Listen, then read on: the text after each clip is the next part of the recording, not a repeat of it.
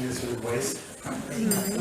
right, good morning and welcome to Peace Lutheran Church in Lauderdale. I'm Pastor Dave Greenland, and this morning we are endeavoring to do our first ever church breakfast worship. And there's been a movement to do dinner church across the country in different places in the form of doing agape meals from the first century. People come together and have food, and that's how they would worship. And so we're going to do this as a breakfast and a time to eat together, but just the flow of the worship, it's going to be a little different. So just hold on to your seat, and we'll be doing prayers in a very casual way that we're used to around here, around the table. It's a way of checking in. And when we get to that point, it's on the second page, eating together at the very top. As we pass out the bread for communion to each other, we'll be going around. So somebody, I'll bless the bread, and one person will be designated to take the bread on the table and break off a piece and give it to their neighbor. Give them the bread, and they will do the same. They'll break it off for the next neighbor. And we know the communion bread is made by John. It's on the table. It's the darker colored communion cake, I call it. It's just the best stuff. So thank you, John. Gluten-free, and just pass that around. We'll then eat together and check in with in the form of what's going on in your life, what's most important right now, what you need prayers for, and again, make that informal. Let's see, getting back to just the order of things. This is an informational and conversational time together this morning around the ideas of vision and mission in the church, and what's happened across the land in this country and parts of Canada. Once COVID was finished, you'll recognize this at work and other places. Many people just did not come back for lots of reasons, good, bad, ugly, wonderful, something to celebrate and something to grieve. But as a church, we too, like every other church, are feeling the effects of that on budgets, on programming, on times together, where meetings just don't get attended. And it's hard to get people to get up the energy to get moving again as a community. And what does it mean to be a people of faith in connection to each other when you aren't together physically? And I think we have, 7 or 8 Zoom squares on right now, and probably more by the time I sit back over there. So when we get to the point of a conversation around the table, we'll talk a little bit about that, how that goes, but I'll be running the Zoom conversation for people there. And the reason why I'm doing that is because Claudia is not here today. Dennis died on Friday, midday, and we were there with him as he took his last breath. And I'd say 95% of his family was there, in the room, and at least on the phone. Every single person but one grandson. And he was peaceful, and he was Dennis. So we grieve the loss of Dennis, and we keep in prayers Claudia and the rest of the family. What a patriarch that guy was, and for this church and for that family. So we keep him in our prayers. Also, the week before, Dave Clausen died, carbon monoxide poisoning in their cabin up north, and thankful that their son went up on Saturday and was able to find mom and the dog barely alive too. So we grieve for the loss of Dave Clausen. Service for him will be at Mueller B's on County Road B a week from this Monday, tomorrow. So lots to grieve for. So as we get ready to get started here, I'm going to invite Brent Gloman up at this point to just give us a fast overview, more than anything to set the stage for our day together here. This conversation we're going to have is not about a budget. It's not about finances. It's not about, are we going to stay alive? How long do we have to live? And Brent's going to talk to that. And then the rest of the conversation today can go towards mission and vision and who we are and what we're about. But his purpose is to calm the waters a little bit about that. And here's the microphone. So that's the microphone. I'm going to look around though. I'm going to start by saying I had a conversation with my daughter Jamie out in Idaho.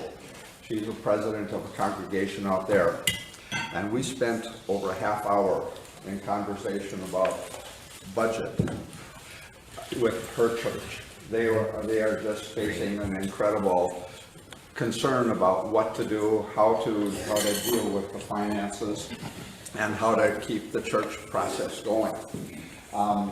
We do have a deficit. I mean, we opened up our budget that we planned for was going to be, I think it was even a $30,000 deficit for the year is what we had projected. We won't be even at half of that though when we finish this year. It won't be as bad as we had projected. We do have cash in the bank. We've got about $100,000 is what we've got. The gift was given to us. It was not designated when it was given to us as to exactly how we use it. So if we needed to use it to keep the projects and the programs that we have going, we are able to make a transfer. In fact, we did make a transfer into the checking account just to make sure that the cash flow was not going to be a problematic situation for us. We are not on a sinking ship that we've only got months to go or a year to go. If we were to even go without any changes, we probably have 5+ years with no changes. And the issue of a budget and a deficit is on our radar, and we're going to be able to address it. And I can't think of a better group of people to address that issue than you folks and all of us together. We've got just one of the most dynamic congregations you're going to ever find. And so we're not in a dire strait. We do have a deficit. But if we look at comparatively other churches, by golly, we're riding high. We're probably flying an airplane. We're not even sitting on the water. So we aren't in dire straits. We do have a deficit, but we can deal with it, and it's going to be on our radar. So I don't want anybody to be saying, gee, we're in huge trouble, because trouble is not where we're at. We're in mission, and we are able to change our mission as we see needs changing around us, and we're in good shape. We're really in good shape. We do need to address a budget, and we will. It's on our radar, but we're not anywhere close to saying these are our last days. So now that's the last we're going to talk about money today. From here on, we're going to get to talk about who we are, what we like to be doing, what is our mission, how do we effect that mission, and we can embrace each other as we do that. It's just kind of exciting. So we've got a very positive future, positive outlook. I'm going to give one little quote. The bishop was here and talked to a group of people, and one of the things that she said, you guys are what we want the church to be. You're the direction that we want the church to be. That what you are doing, your engagement, you're known in the community, You don't have, not that everybody that's in the community is a member, but everybody in the community knows us and knows who we are. And she says, we are striving to get other churches to embrace that kind of a direction. So it's just how do we effect that and keep it going? So even from the bishop's perspective, we're kind of at the leading edge of how a church can function, because we do function together, and it's pretty cool.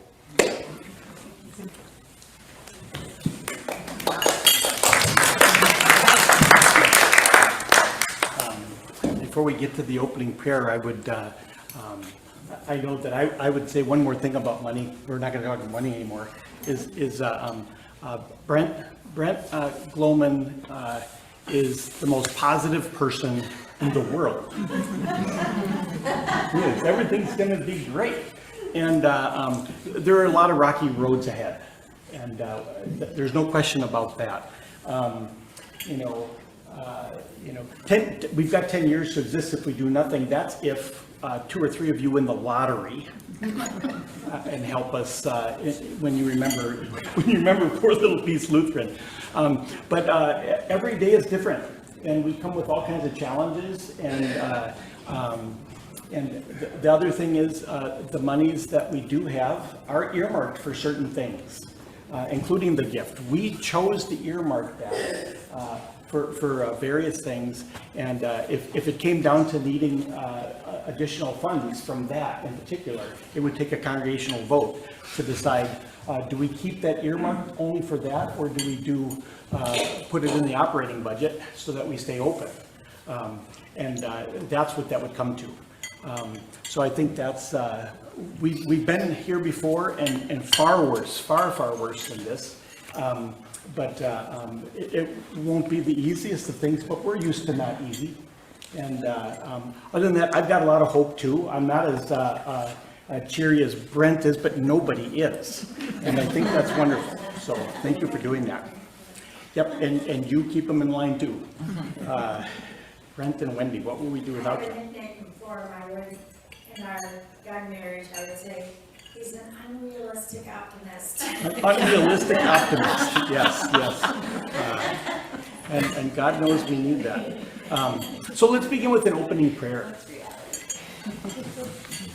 We begin our time by taking a moment to pay close attention to what we bring into this space today. What have you been carrying with you this week? Who are the people? What are the words and conversations that you've had? What are the thoughts and feelings? Let us sit quietly now and reflect upon that.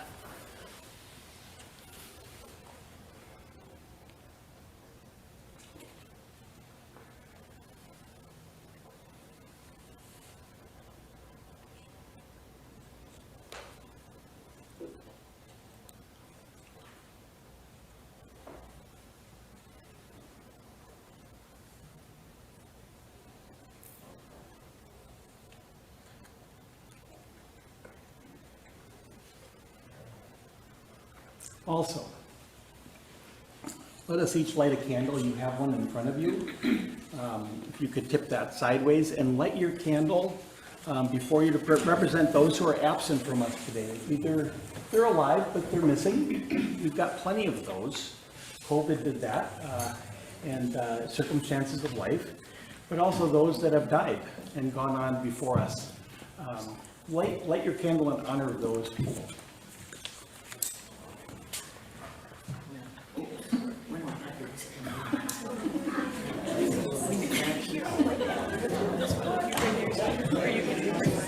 Here we go. Let's just see ready today.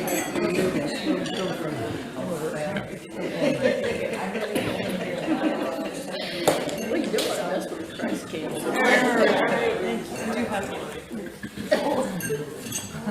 my outtake, then I'll feel so bad.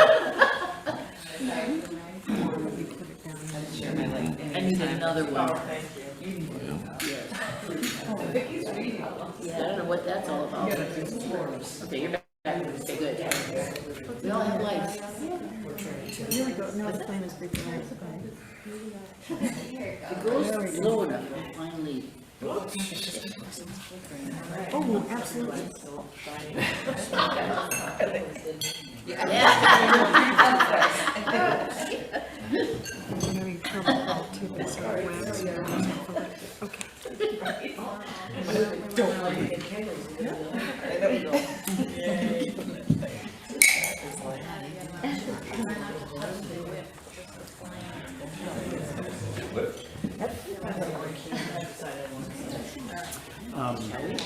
gonna sing all are welcome at the end of the service. Oh. Okay. Okay. Together, let us pray the Lord's Prayer as it's written. Our Father, our Mother, who art in heaven, hallowed be thy name. Thy kingdom come, thy will be done, on earth as it is in heaven. Give us this day our daily bread, and forgive us our trespasses, as we forgive those who trespass against us. Lead us not into temptation, but deliver us from evil. For thine is the kingdom, and power, and glory, forever and ever. Amen.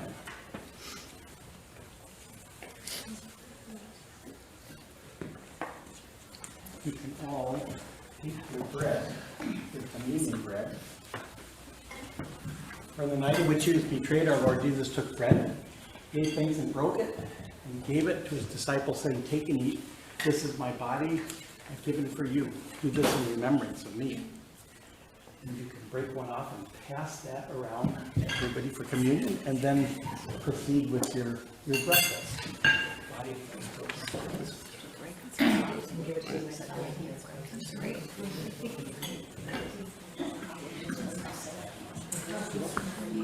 My hands are clean.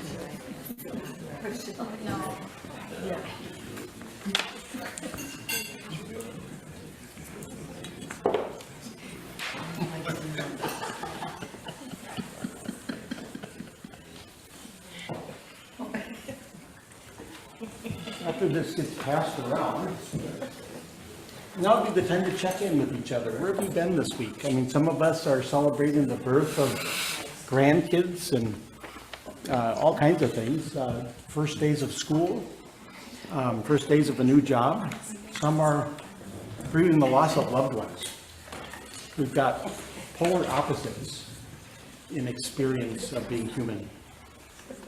Check in with each other and go around, and there are prompts. These are prayer prompts. Basically, all prayers can fall into these categories: help, thanks, wow, damn, and sorry. So you can use those as prompts as you check in with each other, and you can just speak to the whole table, but just one at a time. Oh yes, you eat it this time. Don't you stop. We're not eating yet?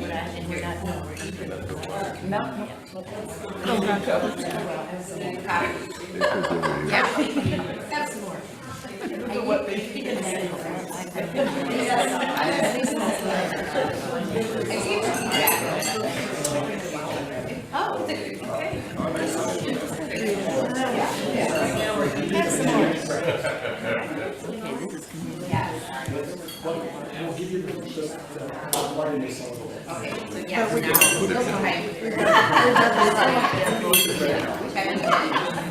I'm sure Jason's going around there, please eat the bread.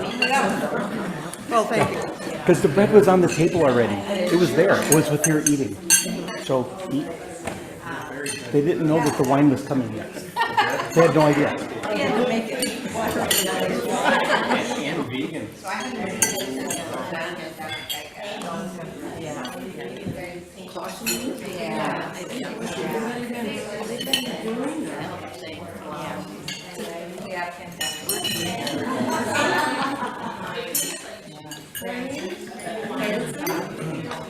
Dancing?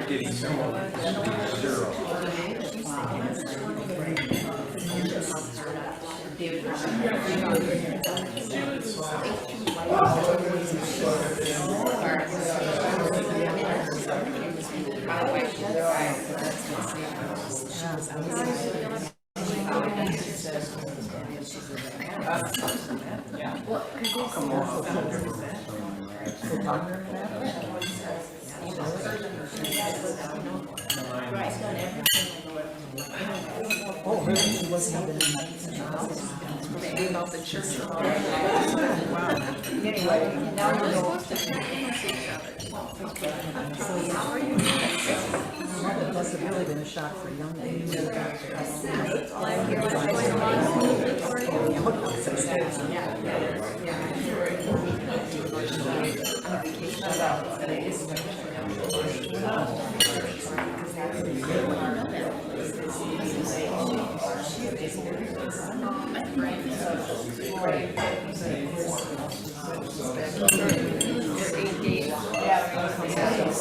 That's a nice amount of time. We were just gone for 3 nights. We went to Cascade River, they park up.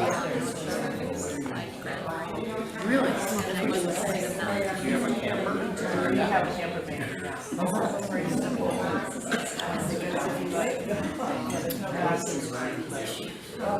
Might not be doing it. Doors. Better than a Up off tent the on ground.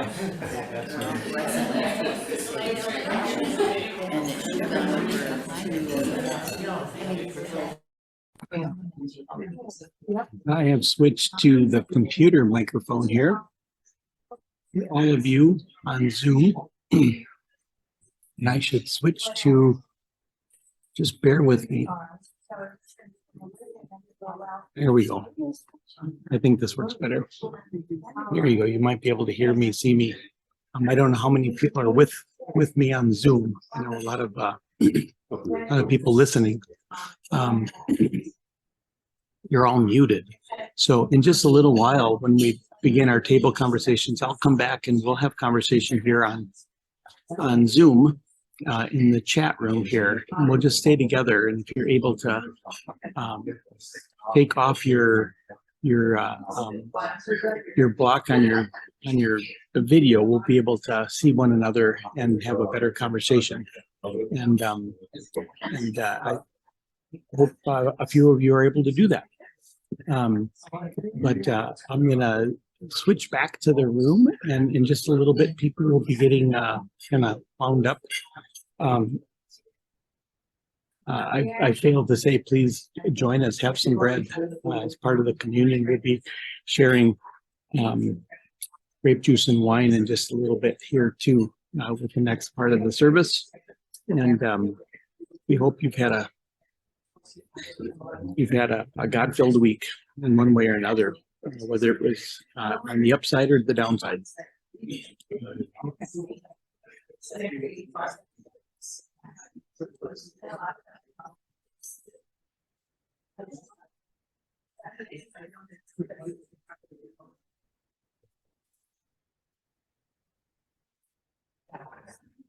Well,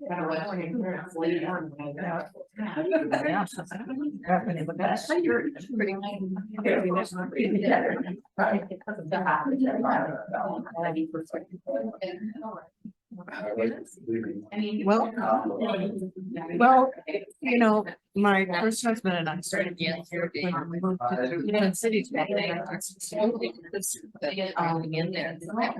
Pastor from West Lafayette, Indiana, was the pastor. Yeah. So, not regular. And then he asked if our son wanted to be out with her. And he didn't want to. To the outside. Tell this story many times, but there were some guys who gave up his confirmation. Super violent.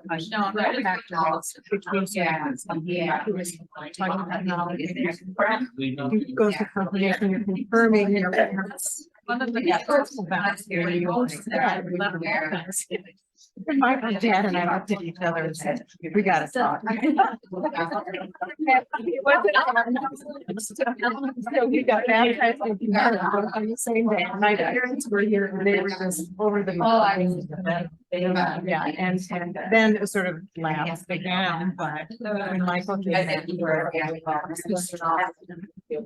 Probably 10 years ago, he said, I want to go to. $36 for one. Okay, we can. Church wise. So. After they make certain. Be able to pay it. This church that day. It's listed on their website that I think the lowest is 26,000 a year. You have to make at least that much. 2 years before Well, I first visited them, subsidy. See, they're not I all. came up from being up in To be able to get a and I was subsidy. fire down there for a couple of years. We haven't talked about this a lot with it. Yeah, Once they're cool, sure. we don't do it. We don't. And then Say, I get the impression you say. and I like to come and get it. And we have. Well, that's exactly. Parents set up kind of. It's probably been about 20 years. Oh, it's not. This year, and that's what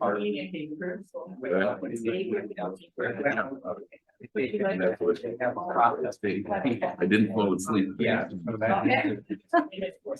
Which say that where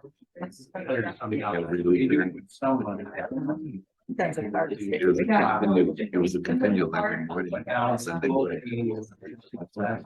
If you'd like to, at this point, you can take a break, get some coffee, come on back. We're gonna be moving on to the next portion of our service where you can continue to eat. But if you could wrap up your time together. Are you seriously?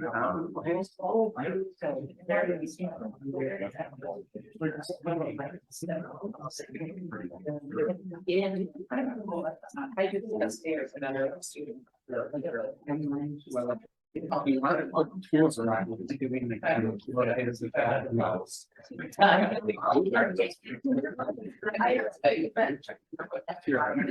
Yeah.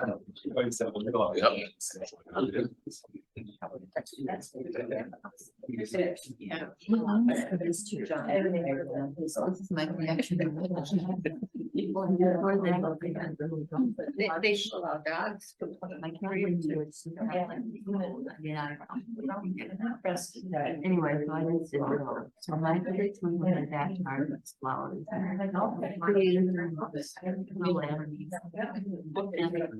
Sit out there. Obviously not a huge apartment. I like it. Yeah. Full bath. Yeah, they're all the same. Not all the same layout.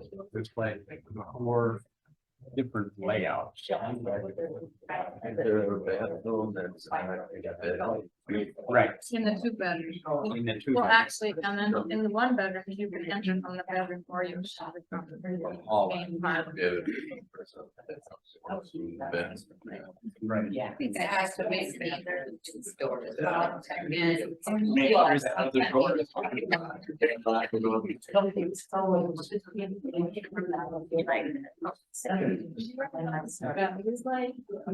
That's great. That's a weird life. I got it. People talk this way.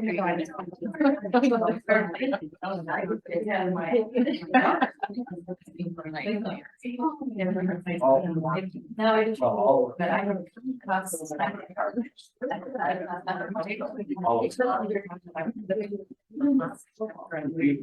know if you guys drive by it.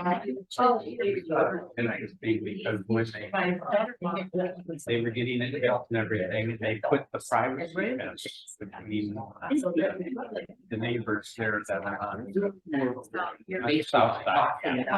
They put a really nice fence on the south side.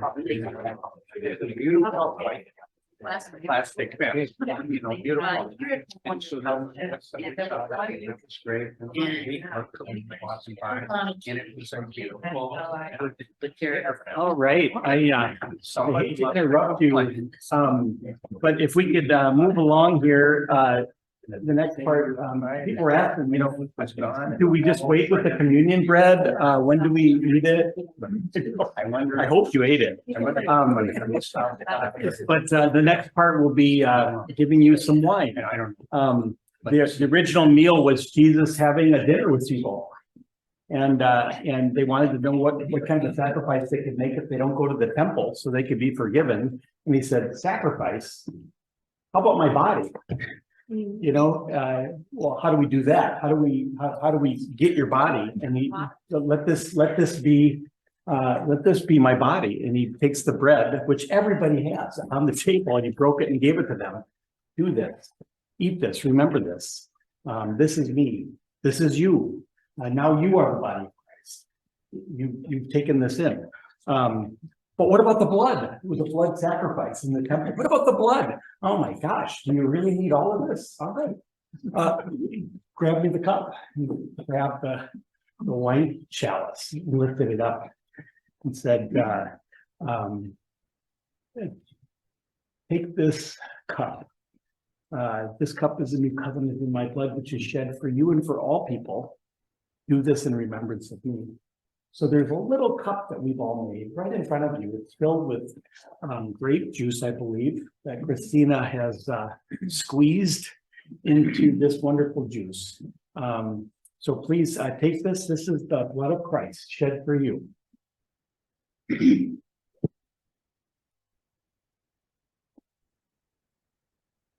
His hands are still dripping wet from washing feet. Service. So as we move on here, we're going to have a listening time for each other at the table, and there'll be some questions. We've got 4 of them prepared. This is just the beginning. We hope to do this often so that we can have a casual way of checking with each other, but also getting down to what is the heart, what is the mission, what is our vision? Can we be on that page together, even in hard times? So the holy ground rules, which are at the table, as we listen to each other, listen fully to each other. Sometimes we listen to each other just so we can hear something that somebody says so that we can be clued into what we want to say. Or we're just basically responding to what somebody else said. Sometimes we'll even interrupt them. I know this because I do it all the time. Oh, I know what that's like. Listen fully to somebody and don't worry that you won't have something to say when your time comes. You will, and speak from the heart. No crosstalk, no responding, no, I don't agree with that. I think you're wrong about that. Everybody has their right, and they've got wisdom to share. So just share from your heart, let others do the same. No debates, no rights or wrongs. And somebody's going to record the responses. So somebody at the table has paper and pencils, And you can write, if you want to write your response down to be heard, you certainly can do that too. There's more paper and pencils, but we've got one recorder for each table that will then come together and Jess will synthesize on the sheets above. But there's a conversation started, the litany of God's voice, on the one page that you have there. And it's a litany. This is based upon 1 Kings 19, 9 through 18. You know, all the ways that God's voice is in the world. For us, we've got a lot of stuff competing, and we have to listen. So you do the bold, I'll do the unbold. And then we'll get to our questions. We stand on the mountain waiting for God to speak. First comes the wind, mighty and invisible force that shakes us and knocks us to the ground. Surely this power to overcome, that is God. But God does not speak. Then comes an earthquake, terrible rumbling and grumbling beneath our feet that teaches us to kneel and cower. Surely this power to subdue, that is God. Then comes the fire, terrible breathing dragon that licks our faces and burns our eyes and makes us turn away and run. Surely this power to terrify, that is God. Then comes silence, stillness, peace. Finally, we hear God's voice. It asks us only one thing: why are you here? And we answer. So at the table, we can take our turns going around. First two questions are about belonging. And if you are not a peace member, where do you belong? And how do you belong? You can use that for a different community, whether it be church or otherwise, but you can say that. But how am I connected to peace is the first question. What do I bring to our community? And then we'll go into the last two. What is important to you about peace? And how does peace nourish your faith? You can go around. You can pass at any time. But if somebody could be the recorder for that, and we'll begin. So continue. Well, who's gonna be the secretary? Well, Everybody else. I know I was around your.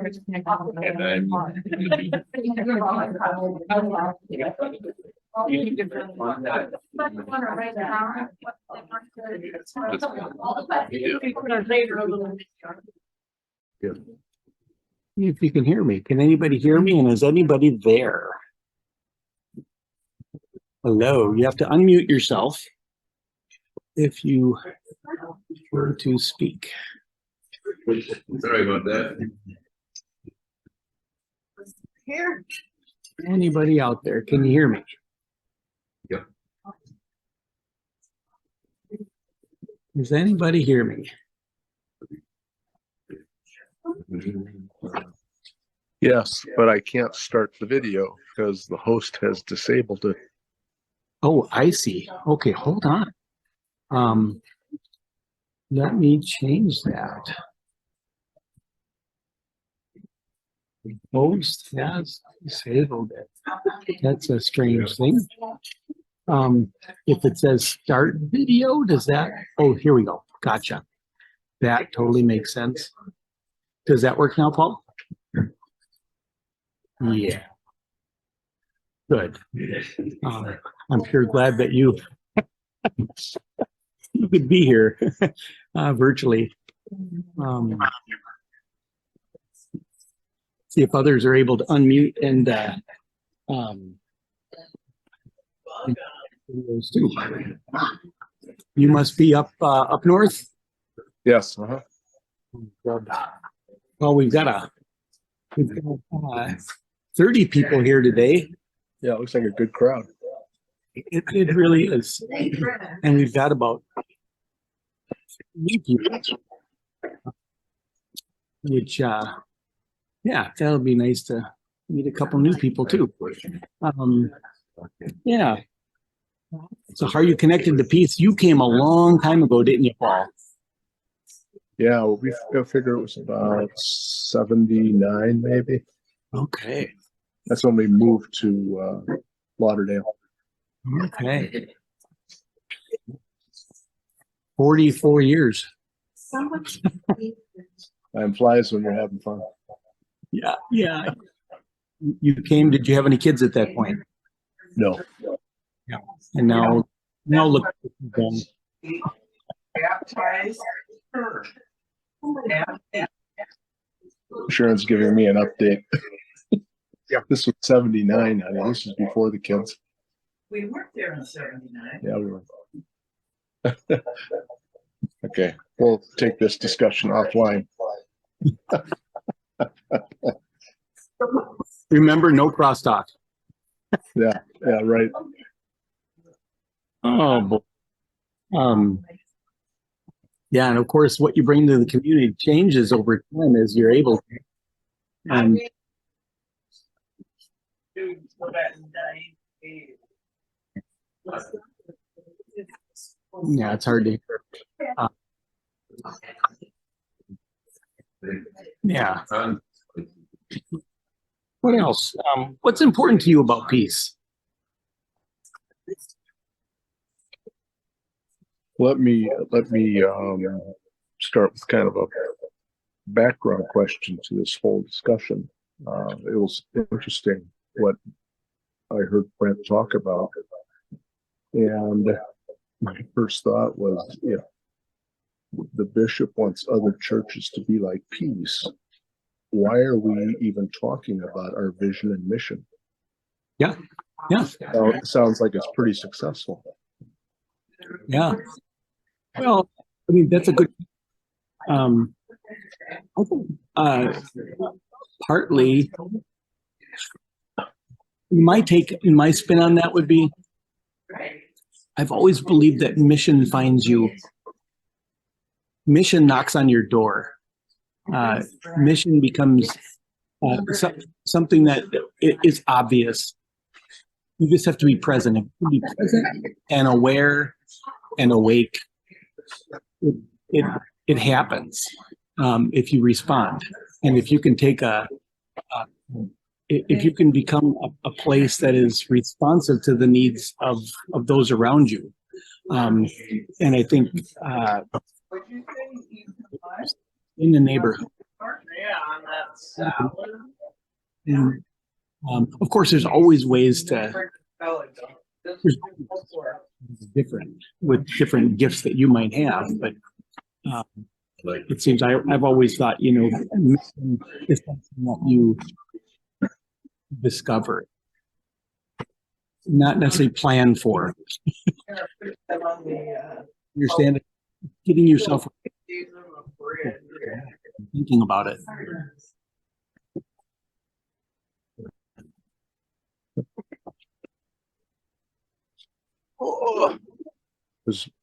They were breaking up a little bit, so I just moved to another room. There you go. Yeah, but I think you get together and talk about and vision, so that people can be reminded again that we're together. And what is this? What is the in? And we come to see, where other needs are. It's listening to each other.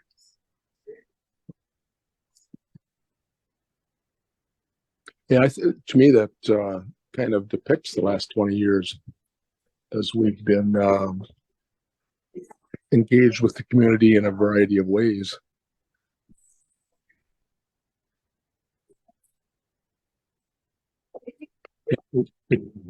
I think about, it never occurred to me that we would put a student through seminary, completely put them through the seminary, pay for their tuition and their housing, their books. When Barbe Gay showed up and needed political asylum that they weren't going to grant him, and knowing that church youth person and the spokesperson for the church youth of Liberia, he was had death threats from the government and from the guerrillas, and he needed to get out of that squeeze, and they were going to send him back, and so he became our mission. And that was early on. That was in the beginning when we had nothing. And by doing that, he became part of our mission while we did other things. And Yep.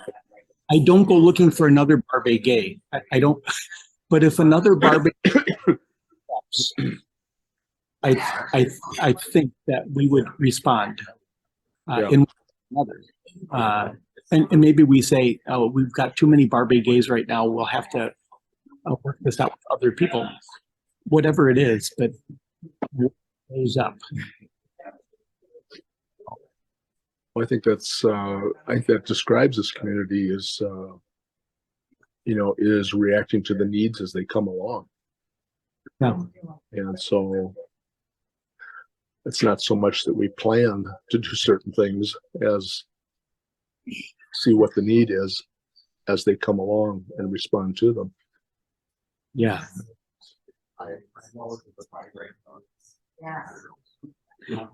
Sometimes,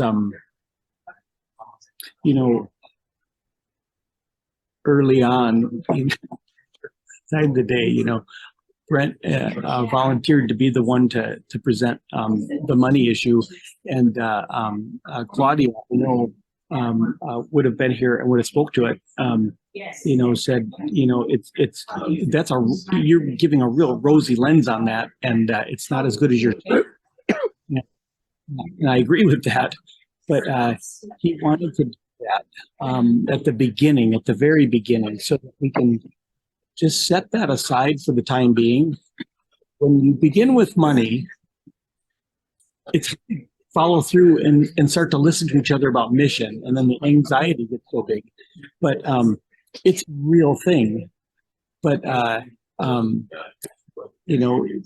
problem is so many churches and really struggle with the money end of it, and kind of let mission be determined by that.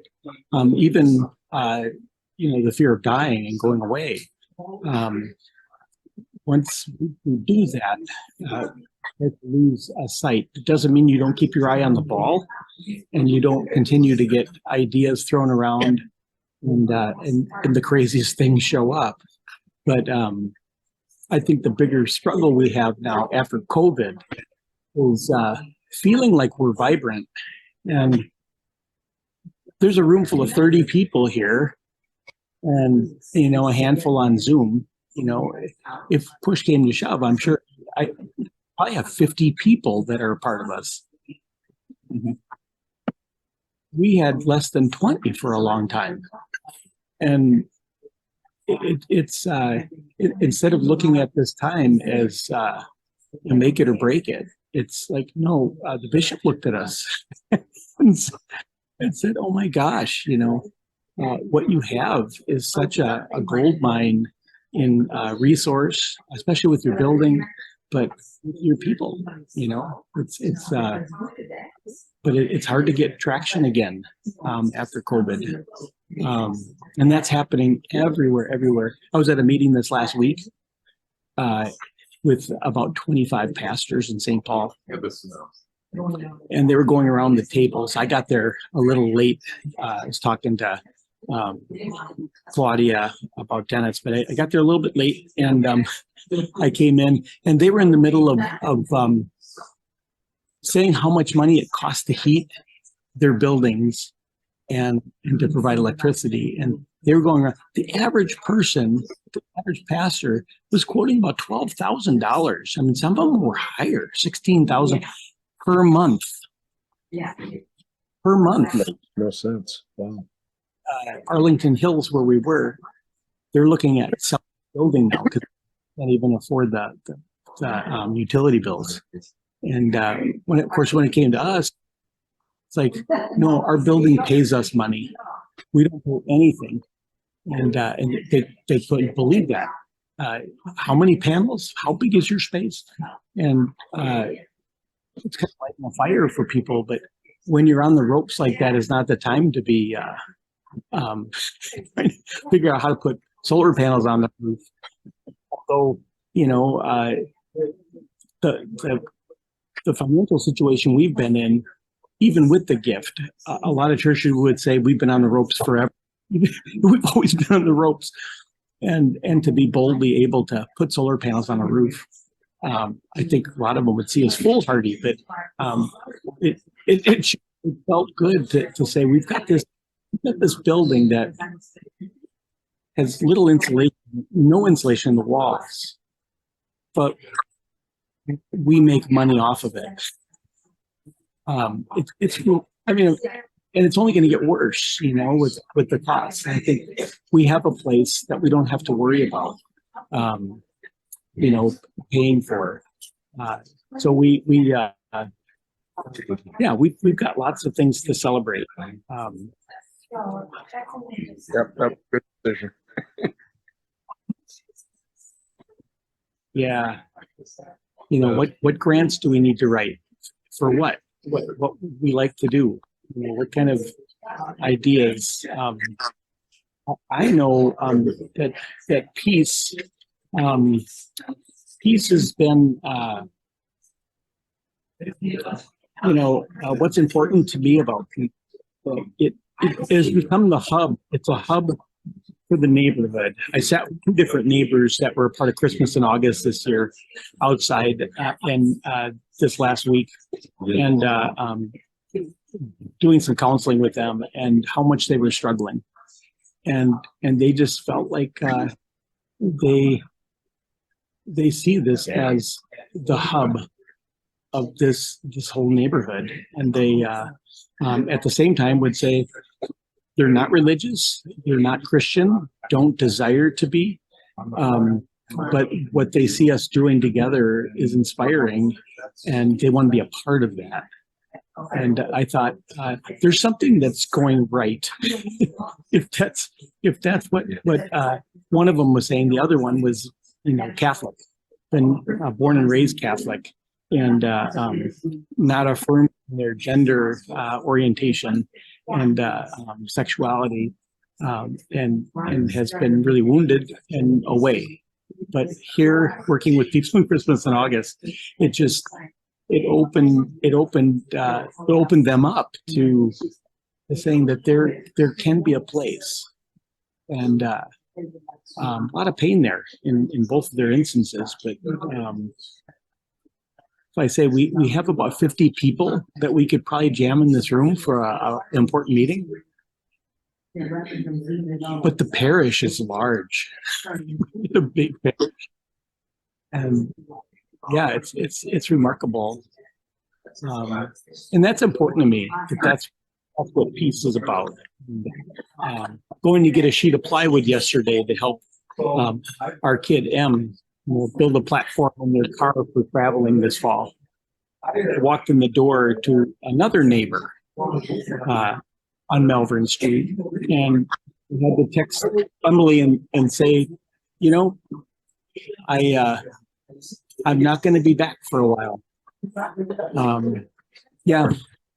What you got? Are you being interrupted, Paul? Only temporarily. I'm good. Anybody else out there that wants to jump in?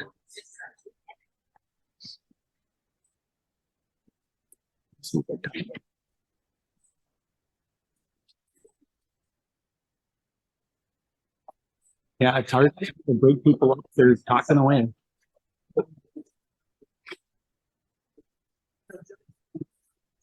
Yeah.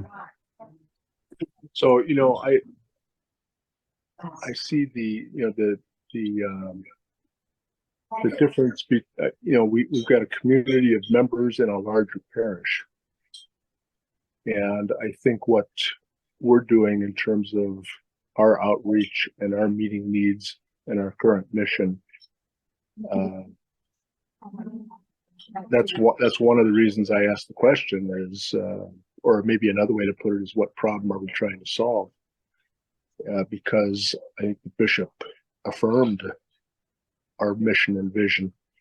On the other hand, I don't want to go back to Brent, but the parish doesn't necessarily sustain the operations of the organization as it seeks to fill or do the mission and the vision. Mm-hmm. And so I'm wondering,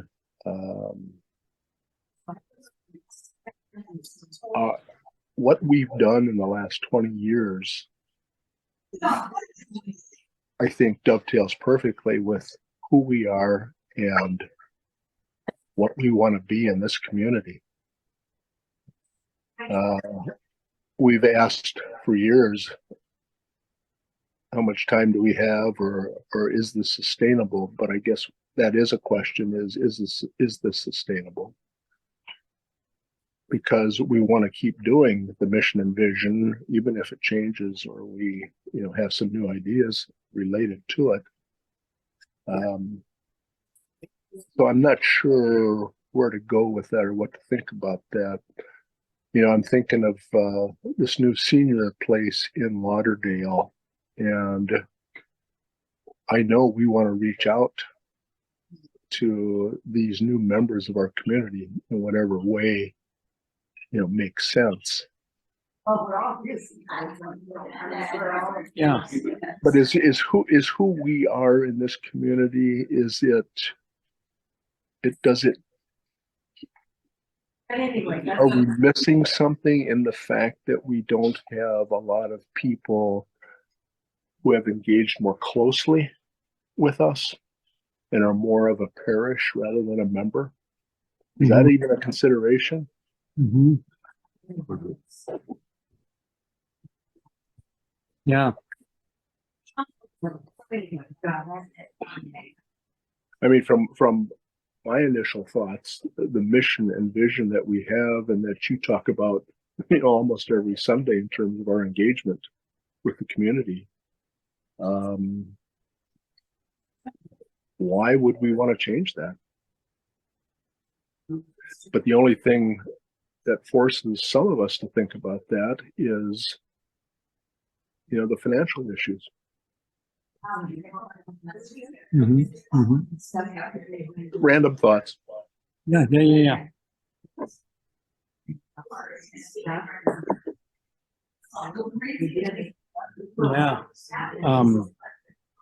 I think I'm gonna those are some really good points. And some of the thoughts that I have that I just I wake up with sometimes is, so much energy outward from this church, that certainly is has my blessing, and I think the blessing of the prophets and everybody else. But are we missing something by not turning that focus inward on ourselves and our spiritual well-being and our growth, our faith life? Maybe more of a focus on or an additional focus on nurture. You don't want to eliminate the outreach. Yeah, it's almost like a church that's become more a part of the parish than the parish has become a part of the church. So we flipped it, and that's a rare flip. That's a rare thing that happens. But is there something in terms of our mission that needs to be turned inward? I'm going to give people a warning so that we can send, and then we'll be moving along. I'll be right back. I'm going to turn the camera. Thank you, Paul. And we've got Jackie Griffin in Africa. We've got family in Chicago. We've got Joe, I assume, at a cabin up north, and you're up north. So and Rosemary, that's a long ways away too, I think. But anyways, I'm going to turn the video around, see if I can get this going again. Even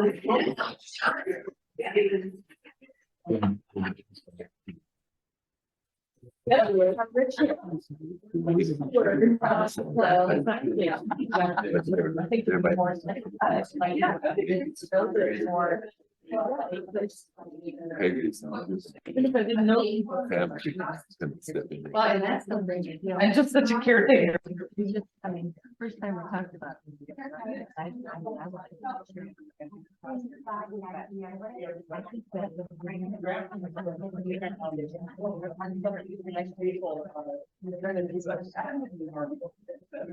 now we're doing 30 minutes. So I'm waiting here and then we'll talk about the work. So we'll give you about 1 minute.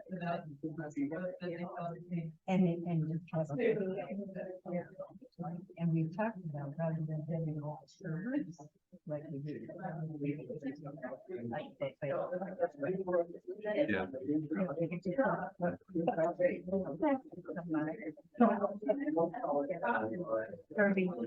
Thirty months.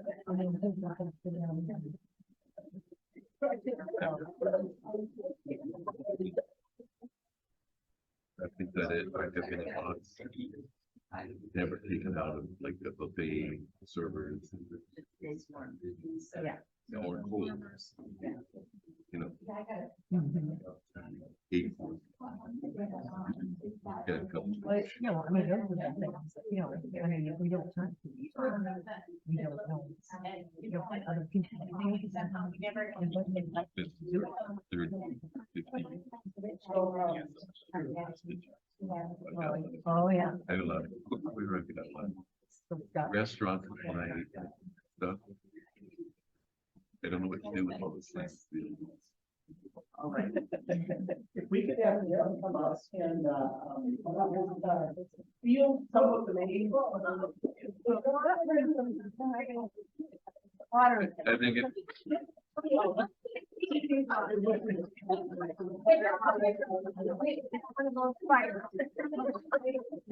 that's really on.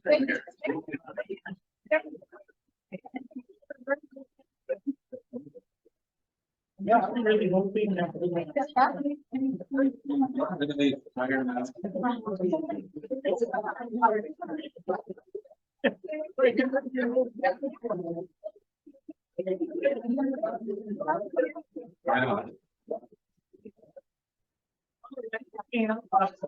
Down for a second, everybody. There's nothing like lighting a table on fire to get everybody's attention. We have,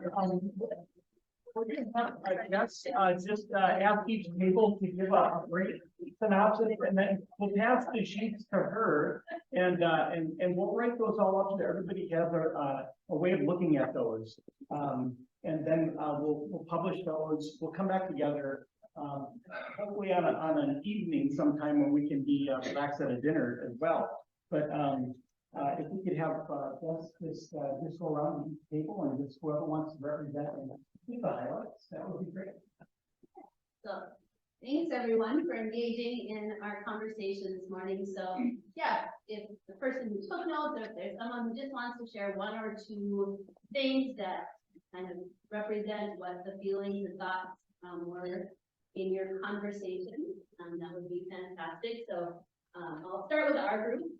Definitely one of the things that I think each person at the table mentioned was the welcome statement on the door.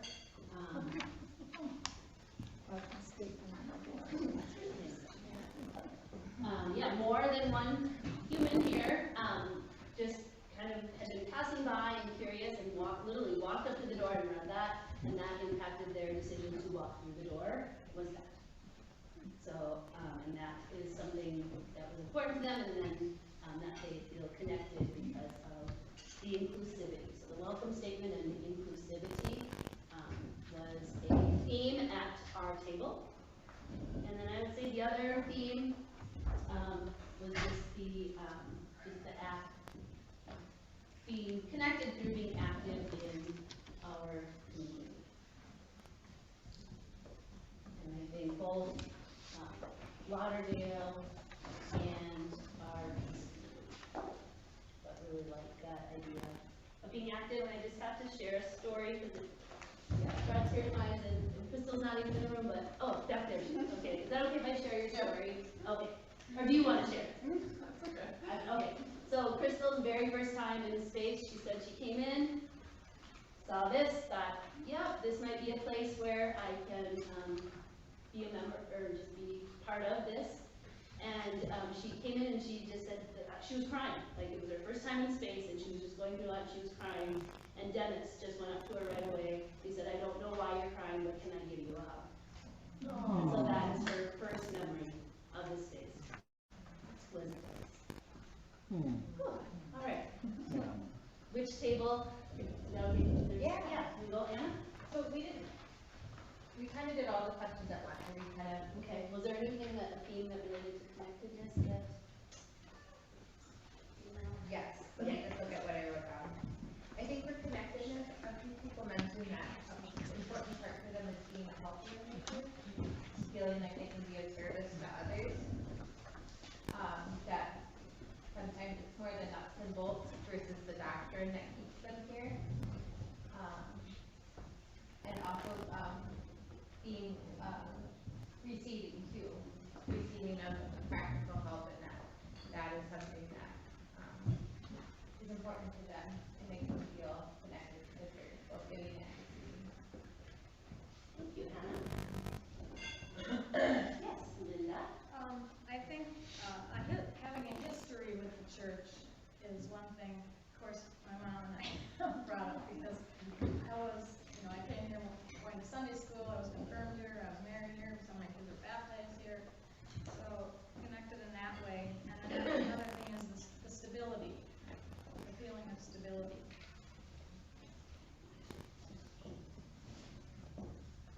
Okay, table in the back. Edie? A lot of that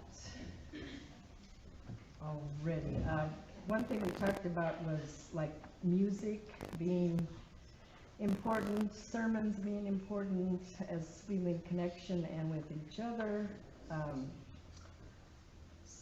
We talked about getting the information out. I just said that we talked about at council meeting about getting the council meeting minutes out, and that would be really something everyone, so you know what's going on. There isn't this idea of, you don't know. Because I said we're talking about the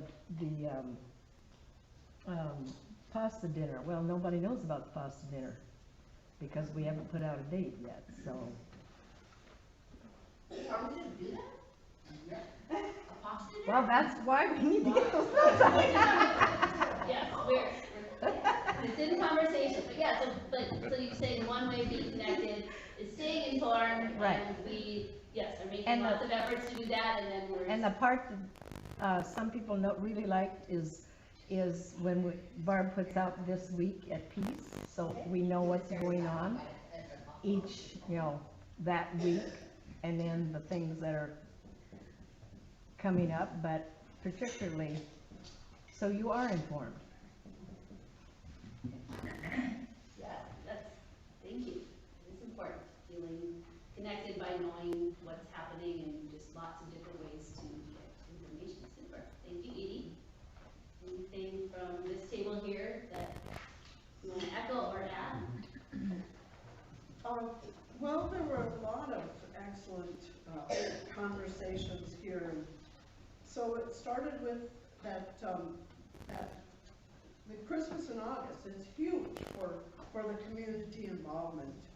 The children and the music that comes with them, that's always been here. Also the small things, where when someone has a need, they get help. They get help from the church community, the rides that are needed for doctor appointments and so on. And the fact that this church allows you to ask for help for yourself, whether it's car rides or helps at the end of your life, that the fact that we do need each other to continue on. And that the church will be there for us.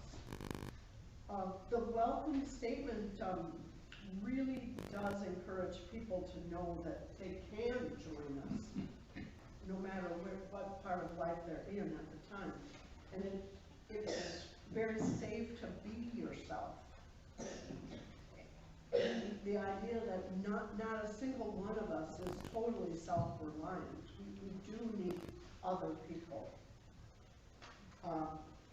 So it's also that brokenness was brought up, because we do need to embrace ourselves as we are, flaws and all. And the idea was we do definitely live the welcome statement, not just in words, but it does happen that the church follows the welcome statement.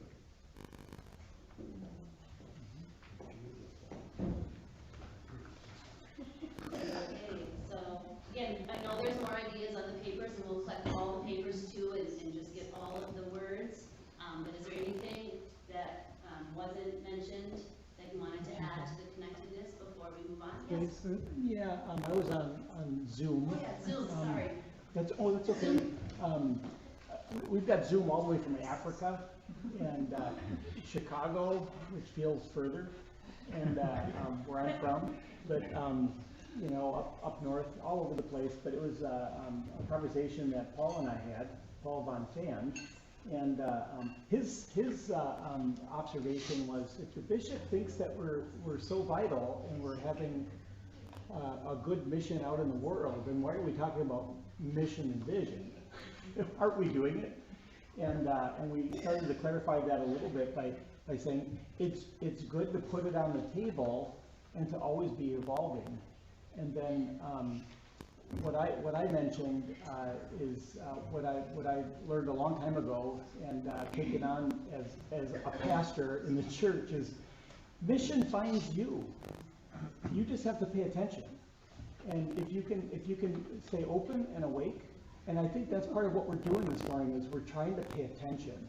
You know, what is coming towards us that we don't know about, and we hear about it through somebody else. So I think being connected this way.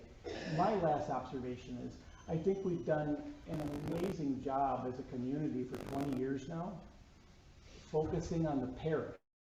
You know, if we've got about 50 people that would say that we could jam into this room that are active members, we've probably got 500 to 1,000 in the parish out there that we engage with in different ways. Is it something to really start focusing on turning our focus inward in the next 20 years as well? I think it could be helpful for us to look inward at our own faith development and growth. I think we've become a part of the parish. You know, the parish hasn't necessarily become a part of the church. You know, Christmas in August for 20 years, I think we got 2 members out of that for 20 years, which is the reason why we do it. It's not about getting a member, and we've affirmed that, but we're alive because of it. So what do we need to feed in ourselves?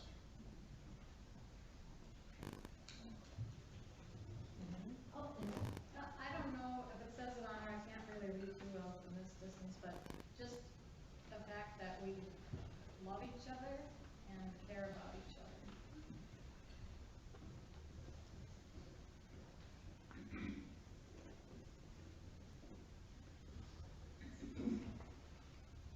That definitely came up probably at every table at some point or another, was just the love in this place. Okay.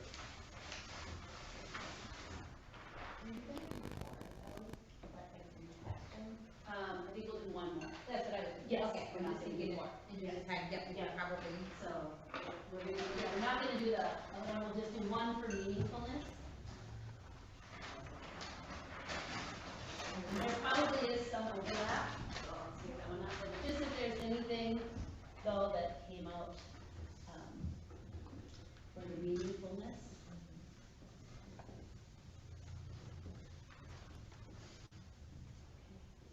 And, yeah, our first, I'll say ours, it's kind of what's important and what's, with more centered maybe on faith.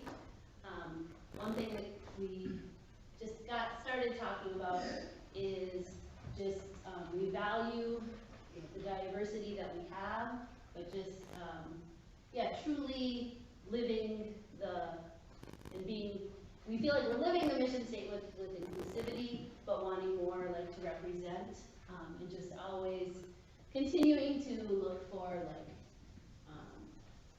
representation, of the welcome statement.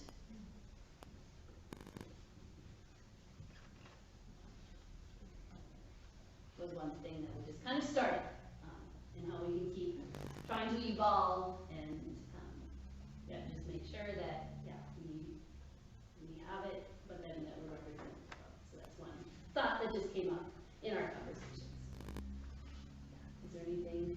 Yeah, I mean, I think maybe this kind of overlaps with the other one, but people talked about the community being an outlet for their talents. And then we talked about, yeah, community and being a neighbor, that the church is a neighbor, and that's meaningful.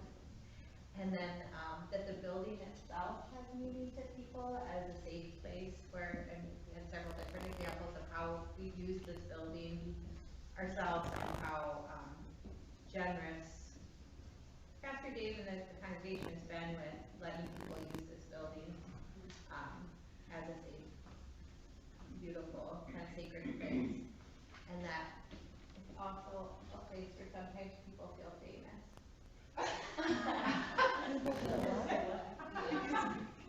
People feel I felt famous here growing up. and they'll say and you are famous. So, and my daughter Elsie feels famous sometimes too. And I think some of this is Dave's pastoral care, that when you talk about people in sermons, I think it makes people feel special, and it kind of highlights our uniqueness. And I think that I can look around and see several other people here. I'm like, yeah, Edie's famous. Michael Wiseman is famous. Barb Nelson is famous. So I think there is something, and maybe that's part of being a smaller congregation too. But there's something special about feeling like your specialness or your kid's specialness is. Awesome. Okay, Linda, any things that came up? Well, one thing is that the church nourishes our faith in people more than anything.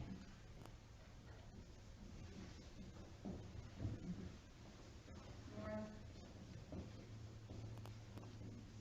I was gonna say even more than our faith in God. Because God is a people. So it's in people.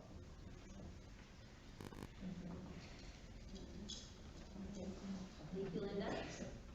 We talked some about creativity, and we've got Dennis's paintings on the wall, and Dan's painting over there, and just, you know, when we brought like the quilt now, the quilt that Maggie made, that's the quilt for the raffle this year. And a question about whether we should have the craft fair this year.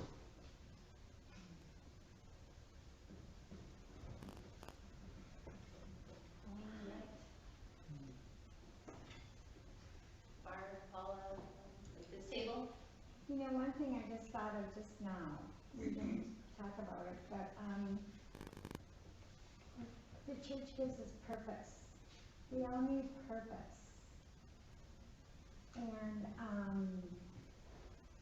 I think that's important, that we can feel that we're important to the church and that we have purpose here. Definitely, thank you. How about from Zoom? Yeah, we talked a little bit about how peace changes us. We're molded by it, and we had the great Catholic migration a few years ago to peace. When Pope Benedict was elected, and it scared off a lot of people, and that migration to peace changed us to be more liturgical, to pay attention to some of that a little bit more. And that's just true, and it's acceptable, you know. Some people would not claim to be Christian that are vital parts of our body here. And some are Hindu, and all of that, all of those different diversity of beliefs and understanding, we can stand side by side and love each other in that. And that's the Christ, the universal Christ that's pulling us forward, no matter what you call it. So, yeah. Okay, so lots of powerful words that keep us together as a faith community, and I think we're gonna, yeah, is there anything else that anyone wanted to bring out to the whole group? Otherwise, we'll, like I said, we'll get all the ideas, we'll get them all collected, and then we'll make that available to you all. Okay, thank you, Jess. All right. And we'll put that together, and what you can have your closing prayer. Sure. Okay.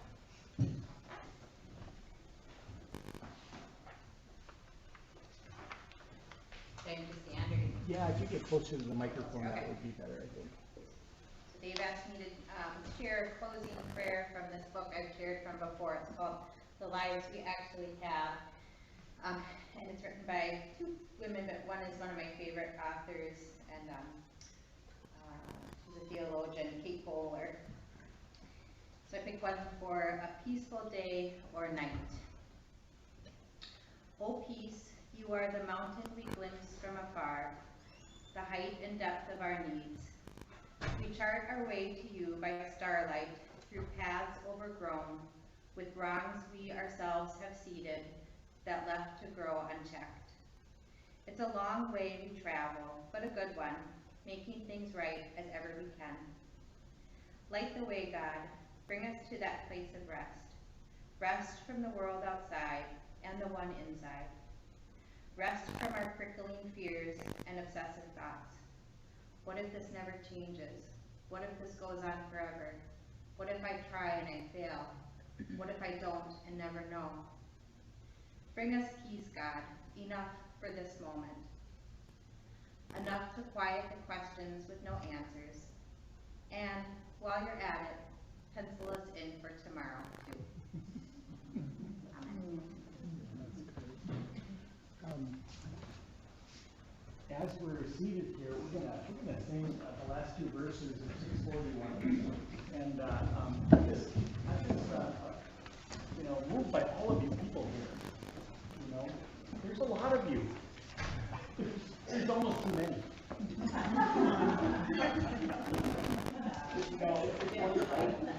I always say, it's like we're growing old together, and that's what we're doing, and we're walking each other home. So thanks for being here, and thanks for being famous, our number one child here. 641 verse 4 and 5.